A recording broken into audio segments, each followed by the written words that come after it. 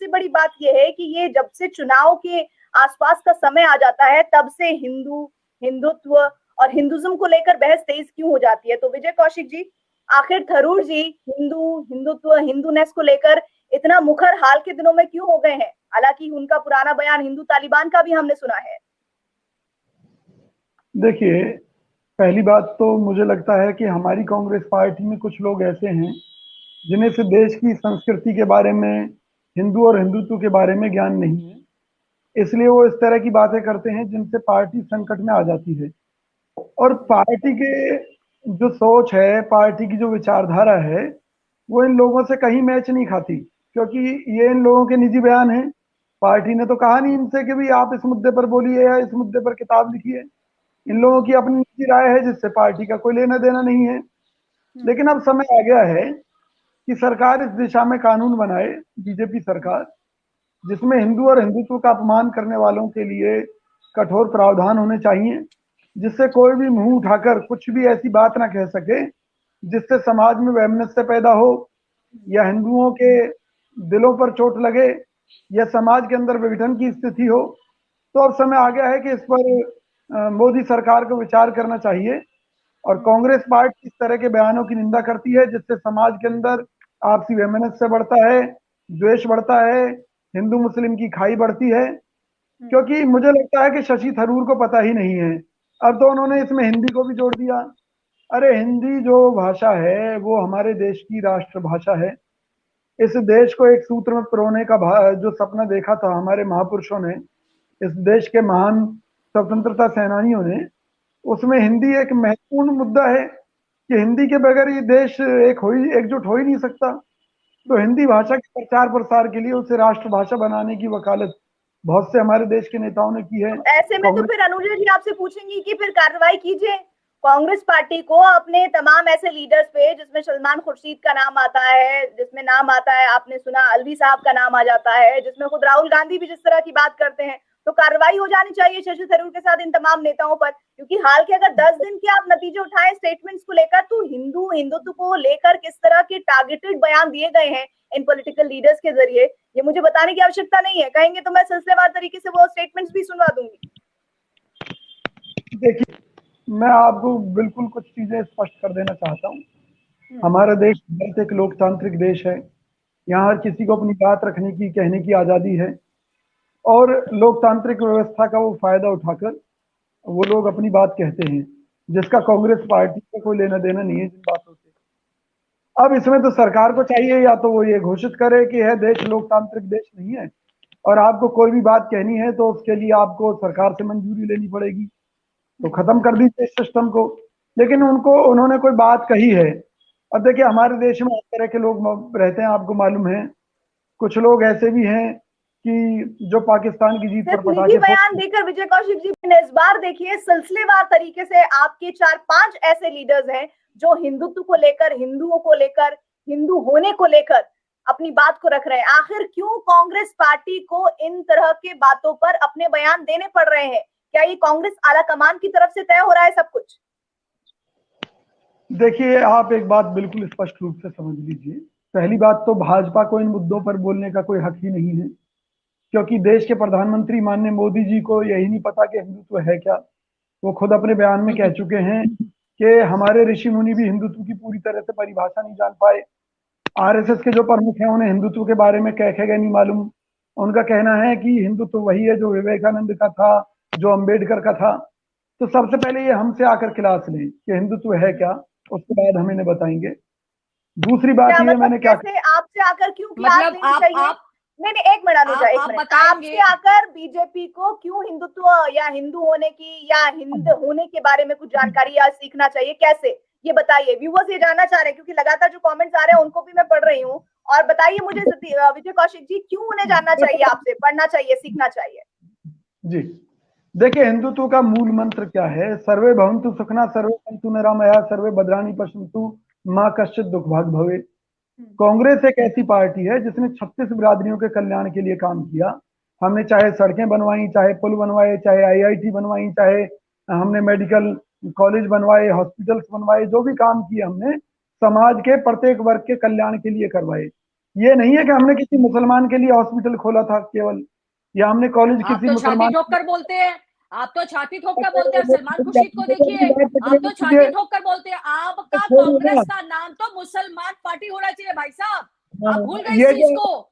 नहीं नहीं नहीं, ये ये जो तो आपके आप आपका बहस कर रही रुझान हैं, ही मुसलमानों की तरफ ये रहा है, तो ये बात आप मत नमाज बोलिए। के दूसरी बात, जहन्नम की हमारे के तरफ अंदर है। बीजेपी में हम कि किसी भी तरह से आप जिस हिंदू और हिंदुत्व की बात कर रहे हैं कि पहला हक उन्हीं लोगों का होगा, कभी इस तरह का आप, संदेश आपने सुना क्या? हाँ मैंने खूब सुना है। ये जो आरक्षण है ये क्या है? ये कमजोर तबके को मजबूत बनाने की ही तो कवायद है। क्या मोदी जी ने मेडिकल क्षेत्र में आरक्षण नहीं दिया क्या? ये दोगली बातें करते हैं, बगल में छुरी मुंह में राम राम, भाजपा का यही है काम। इनके पास मुद्दे तो है नहीं। प्रदूषण से हिंदू मर रहा है, इन्हें चिंता नहीं है। बेरोजगारी से हिंदू मर रहा है, इन्हें चिंता नहीं है। भुखमरी से हिंदू मर रहा है, इन्हें चिंता नहीं है। लेकिन हिंदुत्व के नाम पर दुकान चलाने आ जाएंगे।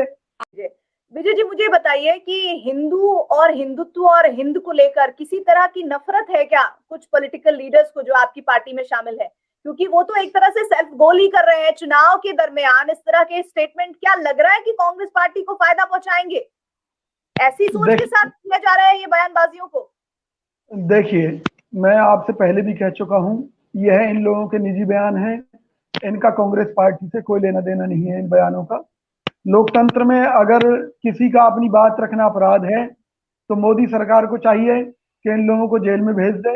कांग्रेस पार्टी की मर्यादा को हम लोग ध्यान रखें। विजय कौशिक जी, क्या आपको जी, लगता है कि उत्तर प्रदेश चुनाव में इस तरह के बयानों से कांग्रेस को फायदा होगा? और कहीं ये सेल्फ गोल तो नहीं हो रहे हैं आपके लीडर्स की तरफ से? इस पर तो सोचना पड़ेगा ना कांग्रेस पार्टी को, या नहीं? मैं देखिए आपको एक बात बताना चाहता हूं। मैं मानता हूं वक्ती तौर पर ये कुछ चीजें मुद्दा बन जाती हैं, चाहे उसमें शशि थरूर का बयान क्यों ना हो, चाहे उसमें सलमान खुर्शीद की किताब हो, चाहे कोई दूसरी चीज हो। लेकिन जब हम जमीन पर जाते हैं तो एक समय ऐसा आता है कि लोगों को मुद्दों की ही बात पसंद आती है। लोग ये देखते हैं उन्हें रोजगार कौन दे रहा है, उन्हें बेहतर कानून व्यवस्था कौन दे रहा है, उन्हें किससे उम्मीद है, किस पार्टी से, किसकी आर्थिक नीतियां ठीक थी जिसमें देश ने तरक्की की। तो लोग जो है फिर उस चीज को ध्यान में रखते हुए काम करते हैं।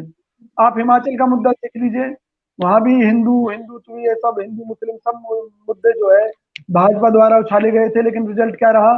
वहां 3 विधानसभा सीट और लोकसभा का एक उपचुनाव जो है हमने जीता। मतलब 4 सीट पर उपचुनाव था, उस पर कांग्रेस पार्टी ने जीत हासिल की। तो ये कोई लंबे समय तक रहने वाले मुद्दे नहीं है। तभी अगर तो मैं शशि पूछ रही हूँ विजय कौशिक जी, तभी तो जी, मैं पूछ रही हूँ कि इस पॉलिटिकल डिस्कोर्स में जहां चुनावों का समय है, आपके लीडर्स ऐसे क्यों बयान दे रहे हैं? प्लस मेरा दूसरा आपसे सवाल ये कि जब आपसे प्रियंका गांधी चुनाव प्रचार में उतरेंगी, सुनिए ना, अभी जैसे वो चित्रकूट भी गई थी, क्या वो जी, बता पाएंगी, लोगों को समझा पाएंगी कि ये जो पॉलिटिकल लीडर्स हैं उनकी पार्टी के, जो हिंदुत्व को लेकर बता रहे हैं कि वो तालिबान और बोको हराम के बराबर है, और किस तरह से हिंदुत्व के जो विभाजनकारी है वो समानता और एकता की बात तो करते हैं, लेकिन उसमें ये कहते हैं कि कुछ लोग हैं जो उसको विभाजनकारी के तौर पर इस्तेमाल कर रहे हैं। ये समझा पाएंगी प्रियंका गांधी चुनाव प्रचार में? जरा ये भी बताइए। देखिए इसमें कोई शक नहीं है कि प्रियंका गांधी जी के सामने एक मुश्किल यह भी होती है कि जो नेता लोग कुछ भी बयान दे देते हैं, लेकिन संविधान में इन्हें अधिकार है अपनी बात कहने का। इसलिए हम किसी का गला भी नहीं घोट सकते, किसी को फांसी पर भी नहीं चढ़ा सकते। ये काम सरकार का है कि इस चीज को लेकर कानून लेकर आए और ऐसे नेताओं को गिरफ्तार करे। इस बात को बच्चा बच्चा भी समझता है कि इस तरह के बयानों से कांग्रेस को नुकसान होता है, जो ये हमारे नेतागण दे देते हैं। लेकिन ये कांग्रेस के बयान नहीं है, इस बात को भी जनता अच्छी तरह समझने लगी है। और प्रियंका गांधी जी जब चुनाव में लोगों को ये बातें समझाएंगी तो निश्चित तौर पर उन्हें समझ में आएगा। क्योंकि आपको ये जानकारी होनी चाहिए कि कांग्रेस पार्टी ने इस देश की एकता अखंडता को बचाए रखने के लिए हमारे नेताओं ने अपनी जान तक की कुर्बानियां दी हैं। आप ये ठीक है। देखिए देश की आजादी में कांग्रेस का कितना बड़ा योगदान रहा है। अगर देश में 49 वर्षों तक कांग्रेस पार्टी का शासन रहा है तो कुछ तो लोगों का विश्वास जीता होगा। नारेबाजी लगाई। आप लोगों को इनके इनके हिंदुत्व में किस तरह से मार काट हिंसा नजर आती है, ये बताइए जरा। देखिए, आजादी का आंदोलन शुरू हुआ था तो उस समय भी दो ग्रुप थे। एक को गरम दल कहा गया, एक को नरम दल कहा गया। गरम दल चाहता था कि बंदूक के सहारे आजादी हासिल की जाए, जो नरम दल था महात्मा गांधी जी के नेतृत्व में, वो चाहता था कि अहिंसा के रास्ते पर चलते हुए हम आजादी हासिल करें। तो सेम वैसी ही कंडीशन है। बीजेपी एक ग्रुप ऐसा है जो ये कहता है कि नहीं, इस देश में मुसलमानों को नहीं रहना चाहिए, और दूसरी तरफ एक ग्रुप ये कहता है कि हिंदुत्व वही है जो सुप्रीम कोर्ट ने माना है कि हिंदुत्व एक जीवन शैली है। अब अगर ये जीवन शैली है तो मुसलमान भी इसका हिस्सा है, समाज की सारी बिरादरी इसका हिस्सा है, लेकिन बीजेपी का एक वर्ग नहीं मानता इस चीज को। मैं ये कहता हूं कि जब हिंदुत्व एक जीवन शैली है, सुप्रीम कोर्ट ने मान लिया, भाजपा के नेता मानते हैं, और हिंदुस्तान का हिंदू अगर मुसलमान जो है अगर हिंदुत्व जीवन शैली के अनुसार जी रहा है, तो फिर झगड़ा क्या है? फिर भाजपा क्यों कहती है कि हम किसी मुसलमान को टिकट नहीं देंगे? भाजपा क्यों कहती है कि बुरके में जो कोई है वो हर कोई आतंकवादी है? तो ये जो ये समाज बात जो किसने कही है? नहीं, ये ऐसा कीजिए, ये बात किसने कही है? आप कोट कर दीजिए, आप ऐसे हवा में तीर मत छोड़िए। नहीं, आप कोट कीजिए, किसने बोला है? कौन से भाजपा के लीडर ने ये बात कही? आपके उत्तर प्रदेश से जो सांसद हैं उन्होंने कहा है, चुनाव के दौरान कहा था। कुछ हो जाएगा। प्रियंका गांधी को लग रहा है उनके रणनीतिकार ये बता रहे हैं, ये मुझे आपको बताने की जरूरत है क्या सर? मैं बता रहा हूँ, वो प्रियंका गांधी जी को ये लगा कि एक तरफ हम महिलाओं की बराबरी की बात करते हैं, उन्हें बराबरी के अधिकारों की बात करते हैं, जबकि राजनीति में वो कहीं ना कहीं पिछड़ रही हैं। मैं ये कहता हूँ, देश का प्रधानमंत्री होने के नाते मोदी जी को घोषणा ये करनी चाहिए, जिस जाति के जितने लोग हैं जनसंख्या के आधार पर, उन्हें उनके हिसाब से देश की सत्ता में, देश की राजधानी में, देश की राजनीति में, देश के संसाधनों में उतनी ही भूमिका दी जाएगी, जिससे कि किसी जिस तरह आप बीच में औरतों के लिए लेकर आए हैं, एलपीजी सिलेंडर्स के बारे में बात हो रही है, क्या ये योजनाएं आपकी हैं? आपने क्या किया इनके ऊपर? आपकी योजनाएं क्या रही थी इतने साल आपने जो काम किया? क्यों कांग्रेस को छोड़ना पड़ा? कांग्रेस को छोड़ना क्यों पड़ा? अब इसमें बताइए मुझे। 2014 में भाजपा क्यों आई? आप अपने फेलियर्स गिनाइए ना सर, आप अपने फेलियर्स देखिए। और 2014 से और अब 2024 के अंदर भी भाजपा आएगी वापस, ये आपको बताना पड़ेगा और यही समझिए आप, क्योंकि आप लोगों का फेलियर, आप जिस वुमेन एम्पावरमेंट की बात करते हैं, सेफ्टी तक तो दे नहीं पाए आप लोग। वुमेन एम्पावरमेंट की बात करते हैं, सेफ्टी तक तो दे ना पाए। निर्भया कांड आपके अंदर इतना बड़ा हुआ, सारी दुनिया में थू थू हुई, क्या किया आप लोगों ने? आप दोनों से एक सवाल करना चाहती हूँ मैं, आप दोनों से। विजय कौशिक जी, आप शुरुआत कीजिएगा। मुझे ये बताइए, इस देश में कब असल मुद्दों पर चुनाव होगा? कब देश के नेता हिंदू, हिंदुत्व, इन तमाम शब्दों से हटकर मुद्दों की बात करेंगे और मुद्दों पर राजनीति होगी और चुनाव जीते या हारे जाएंगे? जिस दिन लोकतंत्र का चौथा स्तंभ, मीडिया, पत्रकारिता जगत के लोग पूरी ईमानदारी के साथ सरकार के डर के बगैर मैदान में उतर जाएंगे, जनता के मुद्दे उठाएंगे, जनता की बात रखेंगे, और देश की पार्टी को लगेगा कि नहीं, अब समय ऐसा आ चुका है कि अगर हम हिंदू मुस्लिम की बात करेंगे तो यही जनता हमें जूते मारकर घर में घुसा देगी, उस दिन देश के नेता विकास की बात करना शुरू कर देंगे।